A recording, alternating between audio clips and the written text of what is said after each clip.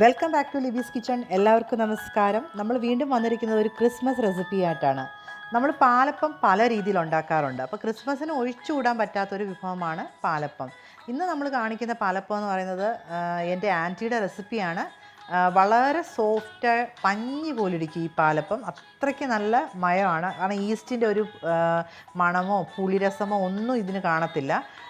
അതിനുമുമ്പ് നമ്മുടെ വീഡിയോസൊക്കെ എല്ലാവർക്കും ഇഷ്ടമായെങ്കിൽ ലൈക്ക് ചെയ്യണം, സബ്സ്ക്രൈബ് ചെയ്യണം. നമ്മളിത് ഉണ്ടാക്കുന്നത് എങ്ങനെയാണെന്ന് നോക്കാം നമുക്കിനി.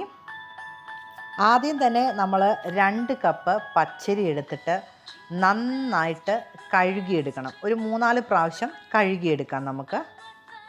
അങ്ങനെ നമ്മൾ അരിയൊക്കെ കഴുകിയെടുത്തിട്ടുണ്ട്. അരി കഴുകിയെടുക്കുമ്പോൾ ഉള്ളൊരു നനവുണ്ടല്ലോ അരിക്ക്, ആ ഒരു വെള്ളമുണ്ട് അതിനകത്തിൽ. പിന്നെ അതിനുശേഷം നമ്മൾ ഈ അപ്പത്തിനകത്ത് നമ്മൾ തേങ്ങ ചേർക്കുന്നുണ്ട്. അപ്പം ആ തേങ്ങ പൊട്ടിക്കുമ്പോൾ കിട്ടുന്ന ആ കരിക്കും വെള്ളം 1 ഗ്ലാസ്, അത് ഓപ്ഷണലാണ്, ഉണ്ടെങ്കിൽ മാത്രം ചേർത്തേച്ചാൽ മതി. അത് 1 ഗ്ലാസ് ചേർത്ത് കൊടുക്കുന്നുണ്ട്. പിന്നെ നമ്മൾ ഇതിലോട്ട് ചേർക്കുന്നത് 1 ടീസ്പൂൺ ഈസ്റ്റാണ്. അത് ഇൻസ്റ്റൻറ്റ് ഈസ്റ്റ് ആകാം അല്ലെങ്കിൽ നോർമൽ ഈസ്റ്റ് ആകാം. എന്തായാലും നമ്മൾ ഡയറക്റ്റ് ഇതിനകത്തോട്ട് 1 ടീസ്പൂൺ ഈസ്റ്റ് ചേർത്ത് കൊടുക്കുക. ഇനി നമ്മൾ ഇതിലോട്ട് ചേർക്കുന്നത് തേങ്ങ തിരുമിയത്, ഏകദേശം അരമുറി തേങ്ങയോളം തിരുമിയത് ചേർക്കുന്നുണ്ട്. കരിക്ക് ചേർക്കുവാണെങ്കിൽ കുറച്ചും കൂടെ ടേസ്റ്റ് ആയിരിക്കും. അതിനുശേഷം നമ്മൾ ചേർത്ത് കൊടുക്കുന്നത് ഒരു 1/2 കപ്പ് ചോറ്. അത് വെള്ള അരിയുടെ ചോറോ അത് ചുമന്ന അരിയുടെ ചോറോ ആകാം, ഏതായാലും സാരമില്ല. പിന്നെ നമ്മൾ 1 ടേബിൾ സ്പൂൺ ഷുഗറും കൂടെ, പഞ്ചസാരയും കൂടെ ചേർത്തിട്ട് ഇതെല്ലാം കൂടെ നമ്മൾ നന്നായിട്ട് മിക്സ് ചെയ്ത് വെക്കണം. അതിലോട്ട് നമ്മൾ 2 കപ്പ് അരി എടുത്തുകൊണ്ട് 2 കപ്പ് വെള്ളമാണ് മൊത്തത്തിൽ നമ്മൾ ചേർക്കുന്നത്. പിന്നെ നമ്മൾ കൂടുതൽ തേങ്ങ വെള്ളം ഉണ്ടെങ്കിൽ അത് ചേർത്തായാലും മതി. ഈ അരി നമ്മൾ നേരത്തെ കുതിർക്കുകയോ ഒന്നും ചെയ്തിട്ടില്ല. ഇങ്ങനെ തന്നെ ഇരുന്ന് ഇത് നന്നായിട്ട് കുതിർന്ന് നമുക്ക് ഫെർമെൻ്റായി കിട്ടും.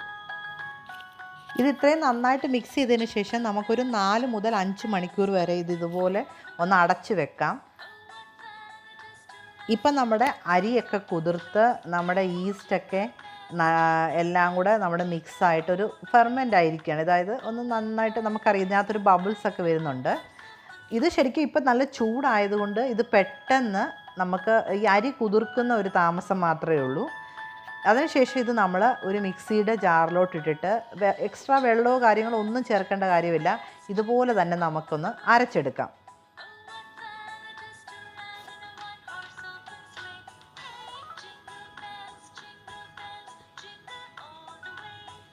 ഇപ്പം നമ്മൾ അപ്പത്തിൻ്റെ മാവൊക്കെ നമ്മൾ അരച്ചെടുത്തിട്ടുണ്ട്. ഇത് നമുക്കൊരു പാത്രത്തിലോട്ട് മാറ്റിയിട്ട് ഒരു 2 മണിക്കൂർ ഇതൊന്ന് പുളിക്കാൻ വെക്കണം.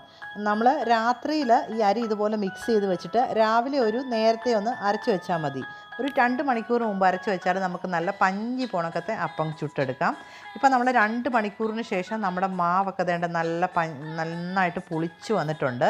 എന്നാൽ നമ്മൾ സാധാരണ അപ്പം ഉണ്ടാക്കുന്ന പോലെ ഈസ്റ്റിൻ്റെ ഒരു സ്മെല്ലോ എന്നാൽ മാവ് ഒരുപാട് പുളിച്ച് പോവോ അങ്ങനെ ഒന്നുമില്ല. എന്താ പറയണ്ടത്, നമ്മളിത് ഉണ്ടാക്കി നോക്കുമ്പോഴേ നമുക്കറിയത്തുള്ളൂ. നല്ല പഞ്ഞി പോണക്കത്തെ അപ്പം കിട്ടും.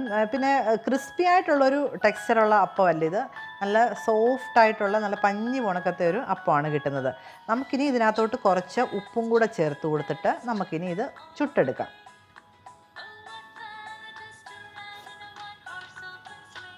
പാലപ്പം ഉണ്ടാക്കാനായിട്ട് നമുക്ക് ഒരു അപ്പച്ചട്ടി വെച്ച് കൊടുത്തിട്ടുണ്ട്. ചട്ടി ചൂടായി വരുന്നുണ്ട്. നമ്മൾ ഫ്ലെയിം കുറച്ചിട്ട് നമുക്ക് ഒരു തവി മാവ് ഒഴിച്ച് കൊടുത്തിട്ട് നന്നായിട്ട് ചുറ്റിച്ചെടുക്കാം. നമ്മൾ ഈ ചുറ്റിക്കുമ്പോൾ തന്നെ അറിയാൻ പറ്റും നമ്മുടെ മാവിൻ്റെ ടെക്സ്ചർ നല്ല പെർഫെക്റ്റ് ആയിട്ട് ഇട്ടിട്ടുണ്ട്. ഇനി ഇത് നമ്മൾ അടച്ച് വെച്ചിട്ട് നമുക്ക് വേവിച്ചെടുക്കാം. അപ്പോൾ നമ്മുടെ അപ്പമൊക്കെ റെഡി ആയിട്ടുണ്ട്. നല്ല പെർഫെക്റ്റ് ആയിട്ട് ഇട്ടിട്ടുണ്ട്, കണ്ടല്ലോ.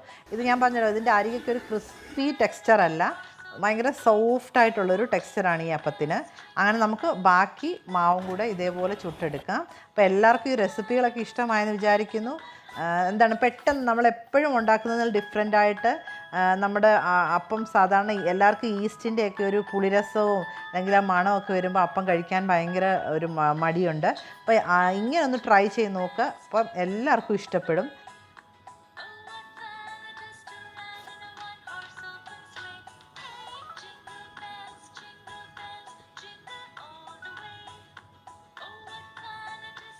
ഈ ഒരു മാവ് കൊണ്ട് നമുക്ക് പാലപ്പം മാത്രമല്ല വെള്ളയപ്പം ഉണ്ടാക്കാൻ പറ്റും.